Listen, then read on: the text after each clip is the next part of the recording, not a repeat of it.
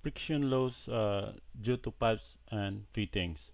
So, paano ba to kina-calculate gamit ang ating extensive plumbing design calculator? So, una, ang pinaka-importanting settings na ating dapat i-set up is yung ano natin, velocity. Kung mapapansin nyo rito, may light green, ibig sabihin drop down list. Yan sa as per legend natin. At saka may nakalagay din dito, malaki to para mas ma-notify ang gumagamit ng plumbing extensive plumbing design calculator na ang current settings ng velocity natin is naka 8. So ibig sabihin kung 8 yan tapos yung project natin is mayroong quick closing valve, kailangan nating palitan into 4. So mag-update rin yan dito basic dito. Okay? So ganun kaganda ang ating calculator. So halimbawa kung 4 yan, so yung calculation natin dito, iiba rin. Ibig sabihin, lalaki yung mga tubo natin, yung mga pipe sizes. Ganun yun ang general rule ng velocity method. Kung 4 yung velocity, lalaki yung tubo. Kung 8, liliit yung tubo. Ganun yon. So, kung halimbawa, residential lang, walang quick closing valves, di-set up natin ng 8. Tapos ito naman, mga data entry na lang to. Kasi base to sa sa project nyo. Halimbawa, pipe segment na A and B, length, tapos nito, kung curve 1 yan, yung may bulb, dito natin ilagay. Kung walang bulb, dito natin ilagay. May mga instances na dalawa yung dapat ilagay natin kasi nga magkaiba yung yung conversion sa WSFU to GPM. Dapat ihiwalay natin. Kung halimbawa yung pipe segment na AB may nakabit na water closet na flushometer valves, dito natin ilagay. Then sa pangalawang naman dito sa curve number 2, halimbawa doon sa mga plumbing fixtures gaya ng lavatory, ng shower na nakakabit sa segment ay dito natin ilagay. So yung water closet dito, yung ibang plumbing fixtures na hindi siya valve, dito natin ilagay. Okay, so combination siya. So magka-convert yan ngayon itong conversion ng GPM, ang convert ng valve or curve 1 is galing dito.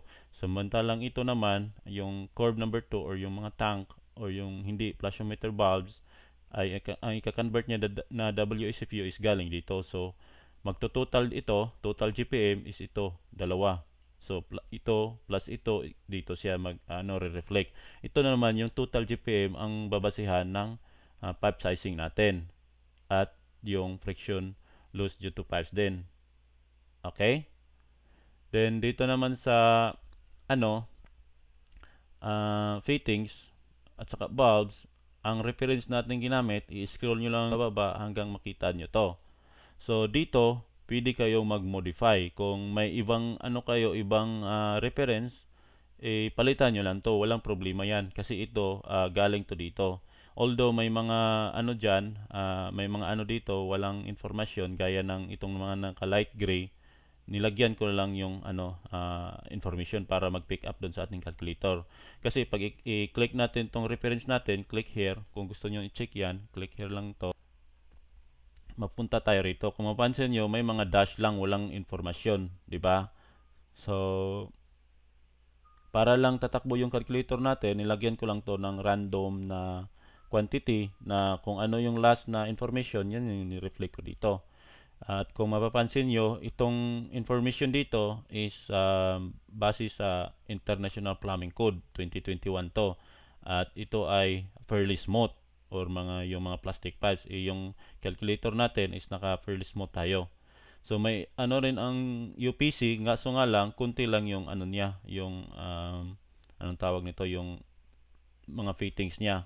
So hindi halos lahat. So may option din kayo na itong information dito i-apply dito, walang problema yon. Okay?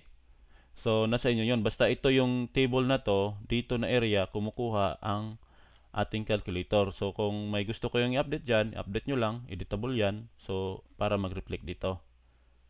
So ang additional natin na note dito is ito, beyond 100 WSFU, only solid or whole number can be read by the calculator. Example, for 100.5 WSFU input 100 or 101. So ang ano lang yan, ibig sabihin kapag may ano tayo, may mga WSFU na more than 100 na may 0.5, kailangan natin i-gawing solid. Gawin natin 101 or 100. Halimbawa, 105.5, di ba? So kung i-enter natin yan, hindi yan babasahin ng ating calculator. So anong sabi dito? Pwede natin gawing 100 or 101 or pwede natin itong 105 or 106. Nasa inyo yon, di ba? Kasi kailangan natin ng solid na figure dito. Okay? So, halimbawa, 106, pwede rin. Basta solid yan. So, babasahin pa rin yan ng ating calculator. Ang accepted lang na may mga decimal is yung below 100. Halimbawa, 99.5. 99.5. So, binabasa ng calculator natin. So, 55.5. So, pwede yan. So, ang ano lang dito, ang mga more than 100. Yun lang yung hindi pwede basahin ng ating calculator. Okay?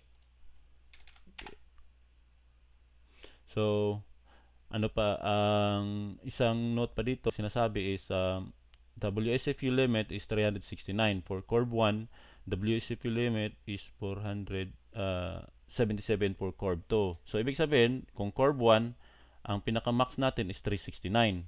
So, kung lagyan natin dito 369, kaya niya pang basahin, di ba? So, kung 370 na, hindi niya na kayang basahin. Kung makikita nyo rito. So, up to 369 lang tayo. Okay? So, kung balik natin to 369, so, mag-reflect na siya. Tapos, ang curve number 2 naman, 477. Ibig sabihin dito, kung 477 yan, kaya pang basahin ng ating calculator. Kung 478 na,